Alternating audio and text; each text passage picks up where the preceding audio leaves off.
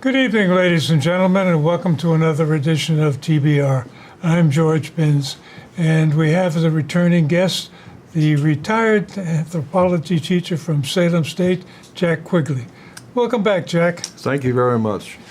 And this is the third in a series of discussions we've had about who we are and where we came from. And the story started with the Sand people who still live in the Kalahari area of Africa. And could you show them picture number 1, please? Yeah.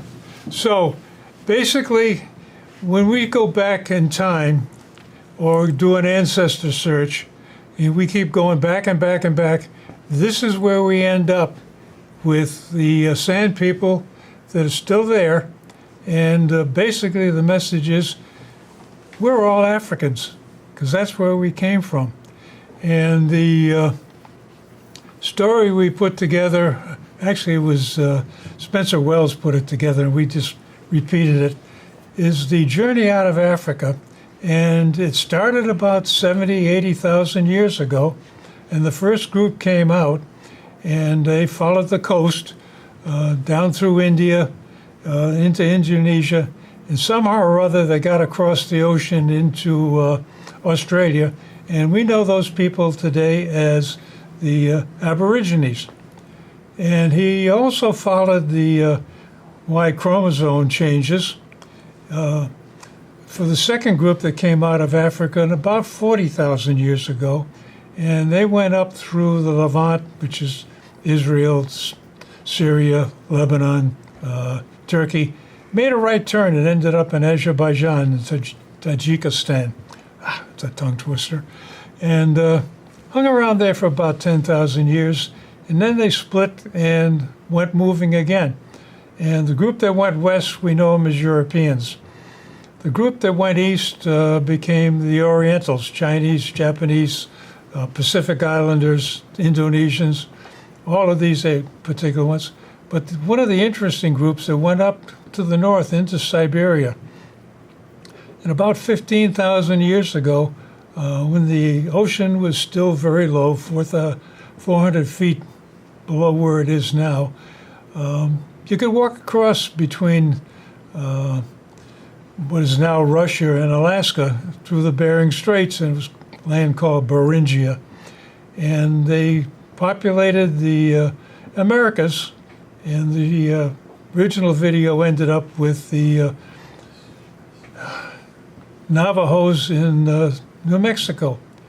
And it sounds like a pretty good story, except it's still changing. And one of the interesting ones is not too long ago, a couple of weeks ago actually, they announced they found some footprints in New Mexico that are about 23,000 years old. So the issue is still open to discussion about how did we get here, but it's definite we all came from Africa. We're all Africans. There's no doubt about it. And would you put up George 2, please? And that's an interesting character that he's an Irishman from 6,000 years old and a hunter-gatherer type, and dark-skinned and blue eyes. And the museum in Ireland that studied this particular skeleton and DNA decided the Irishmen that you see today that look like me and look like Jack, that's the result of living in a land without much sunshine for a long period of time. So white skin is only about 5,000 years old. It's a new innovation. So today, Jack, you wanted to get into some other issues about time when our ancestors were hunter-gatherers. Sure, but I would like to, as usual, I'm an ex-teacher, so I can't help myself. I'd like to make just a few points of difference, perhaps. Okay. So instead of, you could call us initially Africans, because that's certainly where we all came from. Yeah. But the closer comparison between all human beings on the earth is our species. because race doesn't exist. I'm Yep. going to make that point at the end. Race is made up. We are species, and as a matter of fact, the group that came out, us, our group, is not only Homo sapien, which means wise human, but they put a double sapien on there, double wise human, Homo sapien sapien. And that's because the brains, as I know you looked at the material I gave you, our brains are about 3 times as high as a chimpanzee, which is unfortunately one of our closest primate relatives. Yeah. And the other thing is, the brain itself, Neanderthals had a bit of a jump in the size and weight of the brain. But Neanderthals didn't have something happen to them that happened to Homo sapiens sapiens. There was a transition inside the brain that enabled us to achieve a greater degree of sociality with other people. We could talk together, we could think together, we could interpret meanings of what people are doing. We painted things, we just had a better level of communication. Our language was much better. Neanderthals weren't quite there, and they were on the way of becoming extinct. And when we got there, there was an issue going, climate change again, but we are African Homo sapiens, probably had something to do with the end of that too. And you made a point the last week that there's a certain percentage of the population that has anywhere from 1 to 2.5% Neanderthals. Yeah. So we did interact, which were same species essentially, which is and this They're only our distant this cousins, transfers, yeah.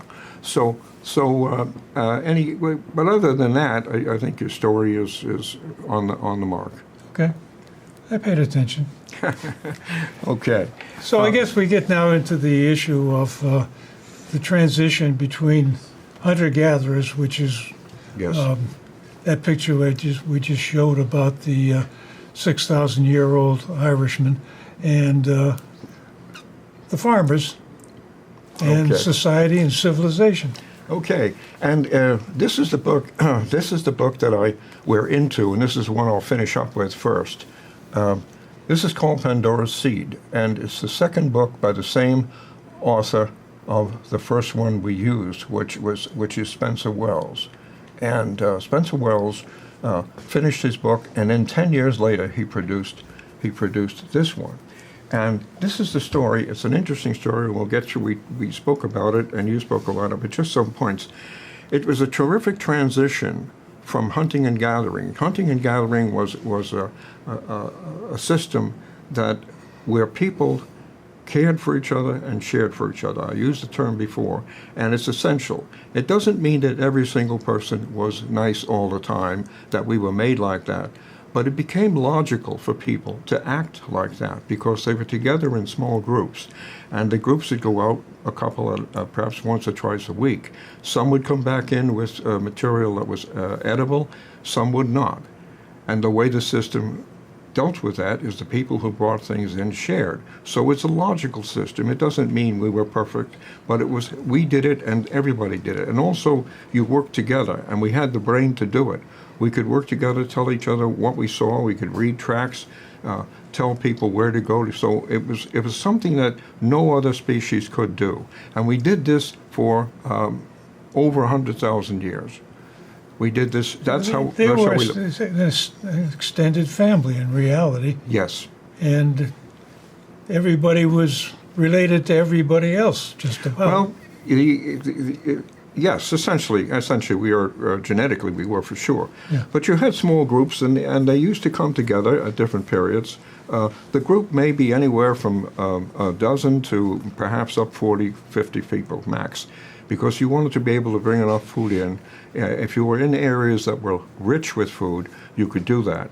But what often happened is the groups came together with men marrying women, and the women would go, even when they got married in a different man's group, they would go back to their home group because her mother was there. Yeah. And that kind of relationship was to take care of the children. But hunting and gathering people in general took care of all the kids together.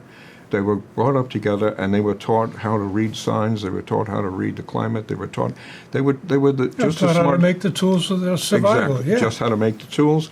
They were just as smart as we were, but they were in a different society. Yeah. So this The is other point I think ahead. I got to is when you look at some of the skeletons that they have unearthed from these various times, one of the messages that keeps coming out, they find people who had a serious accident, serious injury, and the injury had healed. And the implications of that is somebody took care of them while they were healing and recovering. And we're not talking about just maybe a little broken finger here and there. The other analogy that I always like is the only people nowadays who have the same level of injuries are rodeo riders who get constantly dumped off the bull or the horse. And the number of injuries and the kind of injuries they take are very similar to these hunter-gatherers who went out after some pretty big animals. Yes. And the point, I think, is when you're going after a big animal, you don't do it alone. You got to work together. Yes. And they most certainly would have created something relative to a cane to enable them to still be mobile. Yeah. They had some of those too. This is the story that Spencer takes on. It takes on the change now. There are no more hunter-gatherers. The hunter-gatherers start to become farmers. Farming starts roughly about 9,000 years ago. And as you mentioned with your 29,000 footprints in areas that weren't found before, things happen in anthropology in the time frame that we can only say when we get something and we can see the time. But you have events that happened earlier and before. When we find them, we accept them. So we say that there was a legitimate footprint there. But we're talking about a change that was probably around 10,000 years ago. The hunting-gathering people that spread throughout the world began to see people who were doing farming. They were not just picking up stuff out of the woods, they were farming. And this change, this was the first change that changed society completely. After a while, you have numbers of people who are doing farming into not just small caves and not just small shacks that they built out of trees and things, but you had, for example, cities in Turkey like Katohayak. This is one of the oldest cities in the world. And they built their houses essentially the same size. Everything was about the same, but they were still farming. But you took this characteristic from societies that were equal. But what they did notice is later on you could see not just farming, but you could begin to see the size of the city pushing for government. There were areas that were discovered that look like government buildings. Yeah. So you had government coming about, and then you had later on, as more cities showed up and the size of the population showed up, you had what was found to be the beginning of military. Yeah. So you had these features that normally grew with the size of the population, and of course that's the change that Wells is talking about. You have stratification in terms of wealth, stratification in terms of power. You start to get Egyptian empires and things like this, Greek empires, Roman empires, and this is how we lived for quite a long time. And what has happened, he's pushing the point. What has happened is our society has changed, and it now becomes one. It now becomes one for. I think I put this one up before. It becomes one to raise your position, raise your status in society, and it was about wealth. It wasn't so much about sharing. So the second one I wanted to bring up. Well, another point that Yes, sir, go. needs to be emphasized is once you start farming, you stay in the area. Yes. So it's no longer the hunter-gatherers who move from site to site, follow the animals where they migrate, but it's now locking yourself into a certain piece of territory. And the positive side of that is you build a shelter that protects you against the weather and other marauding animals, but at the same time, you're now trapped with a certain group of people that keeps growing and growing and growing, and you describe them as small cities They keep getting bigger and bigger, and somebody has to take charge. And now we got a government. Yes, we have, and also you begin to differentiate yourself. The Turkish people are not the Egyptian people. The Egyptian people are not the Greek people, and so on. The ancient societies begin to become societies that have what they feel are separate characteristics. Well, I think the issue comes down to if you're locked into a certain piece of territory, you start to adapt to that territory, and you're no longer a generic type of individual that can go anywhere. You adapt to it, and I think the picture I showed early on about the Irishmen, once they settled in Ireland, they adapted to that particular culture and that particular environment. Well, okay, you brought the Irish picture up again. I'm an Irish person. So am I. All right. I don't accept the color. I think because the Irish people came, they came as a group out of that group that went up to Kazakhstan. It was northeast Asia. One group goes over and becomes Americans and South Americans, all this. The other group goes to Europe. And I saw pictures of the people currently in Kazakhstan. They're dark skinned, but not like that. So I just don't agree with that, but that's okay. So, but anyway, but I certainly agree that they turned, as you suggested, the climate turned the people living there and people in Sweden and people in Germany and that kind of thing to reflect the differences in the sun, and that's precisely how it happened. Yeah. The other point that you make, which I think was absolutely valid, was the one about royalty. You begin to get kingdoms, and you begin to get people, and this is one of the reasons armies show up, and we start battling each other all the time, and we do that, and we have to. The thing about what Wells is saying in this is, we have a climate change coming up, which is major, and it will be major for over 500 years for the people that are coming. And it makes sense that we come together, and he says so in the book. We try to come together as a human group, a human species, because it needs all of us to combat this. You and I, George, won't be here. It's roughly going to hit, it's hitting now, but it's going to hit big time in about 40 years. And it has to be met with an entire global message and an entire global change. So that's essentially the major point of this one, and I strongly suggest people get this book and read it. It's excellent, and it will make a change in your life and your children's life. The other point that comes out of this civilization of the culture, Ian Morris wrote a book on why the West is ahead, and he essentially documents the evolution of civilization from the same point you're talking about, starting out as farmers. You get a little extra crops, pretty soon you can afford an army, and you can defend your territory. And when the climate changes and the agriculture fails, the barbarians at the gate break it down and they take over, and the civilization moves someplace else. And he goes through a long history of country by country, area by area. Exactly what you're saying is that you get an army, you can conquer somebody, you can get wealth. And this has been the nature of civilization for 5,000, 6,000 years. Yes, and it doesn't fit in with what's going to happen in our climate. We have to become global, not just national. And the global point is not just to be nice, it's to be effective with climate change that's coming. So I just want to make a point that I picked up from a couple of points from Pandora's Seed, and I'll move on. I'll do it quickly.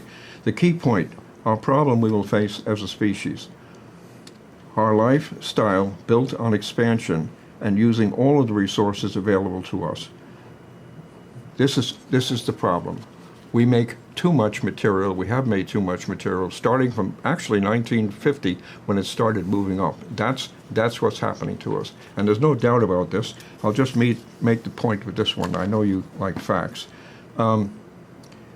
There's a group called came together in 2002, and it's called the Intergovernmental Panel on Climate Change. Yeah. It's IPCC. In 2007, after widespread scientific consultation, they said that the global climate was unequivocally warming up in the 20th century and that humans were responsible for most of this warming. The Arctic seems to be the worst affected. I was talking to George about this briefly before we started, and it's an interesting process that's happening. The warmth that we are creating, and this book was written in 2010, and he quoted the last 10 years, 7 of the 10 years were the warmest climate ever. So we're moving in that direction. That was 2010. The other thing that we have to do is it calls the statement from the IPCC summary of policymakers puts it clearly and succinctly, and I'll finish with this one.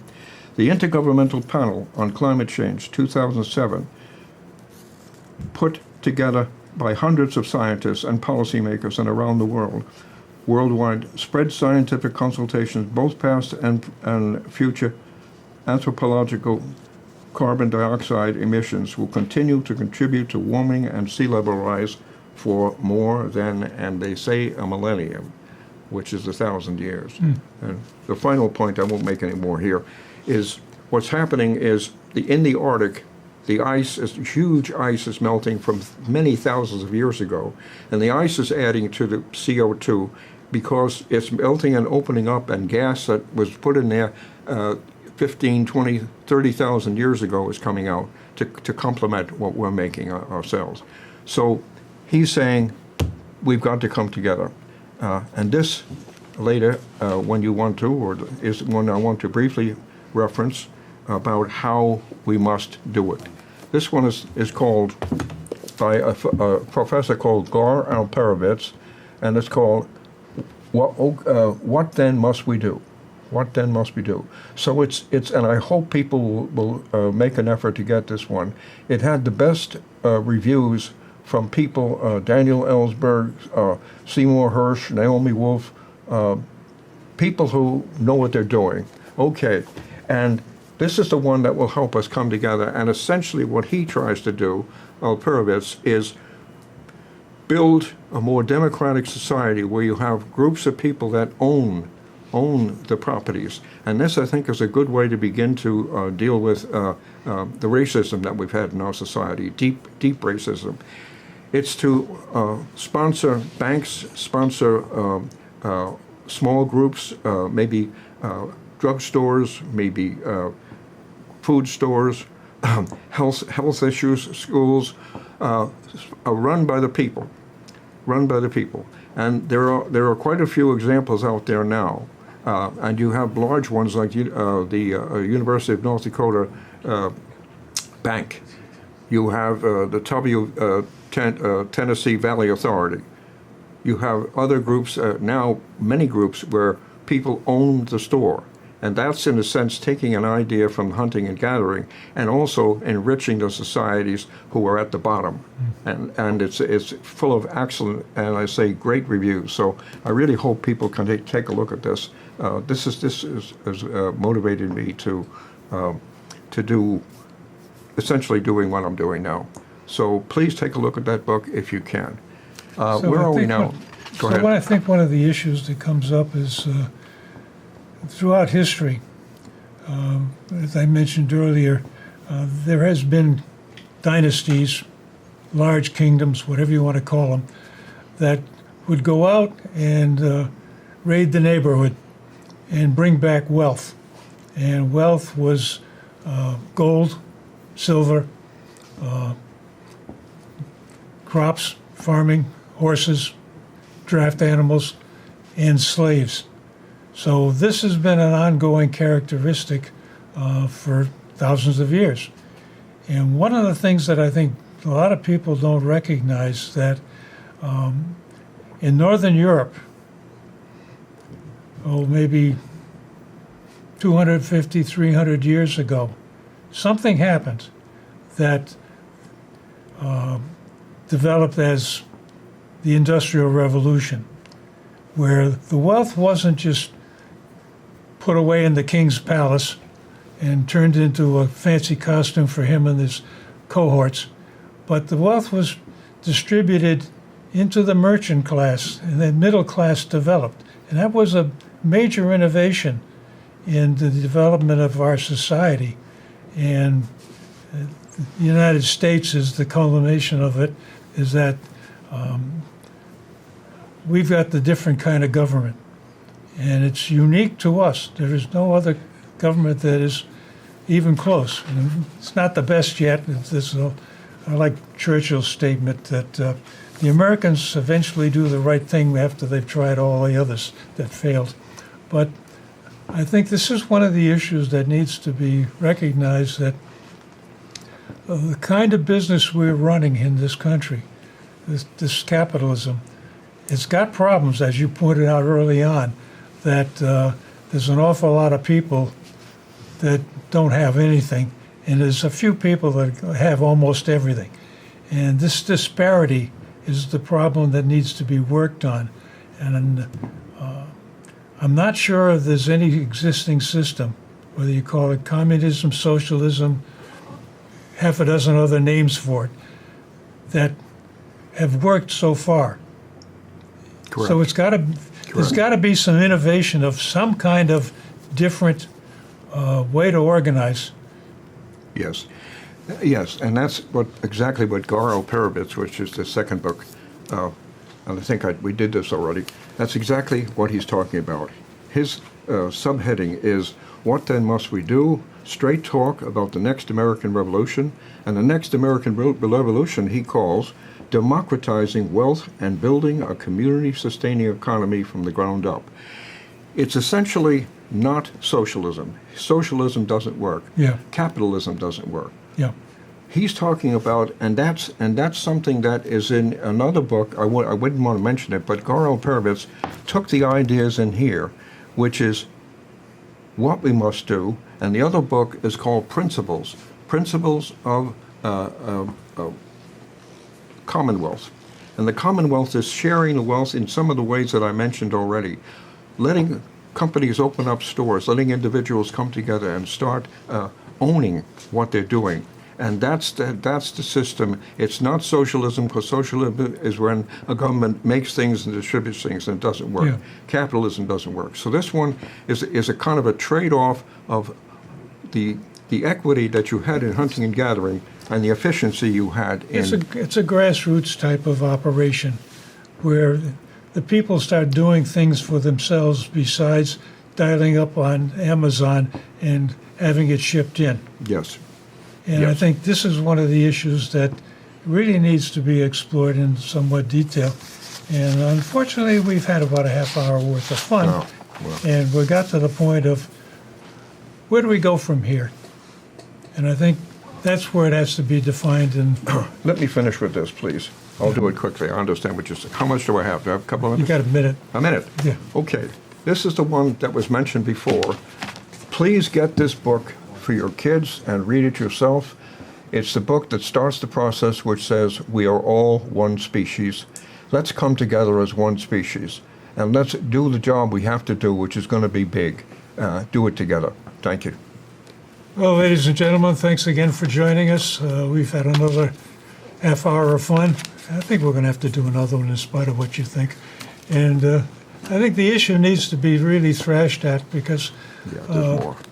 we're not getting very far in a lot of our processes. And I would like to hear some thoughts from you, the audience. Where do you think we ought to go? And I'm listening. Stay tuned. We will do more of this. Thank you for watching.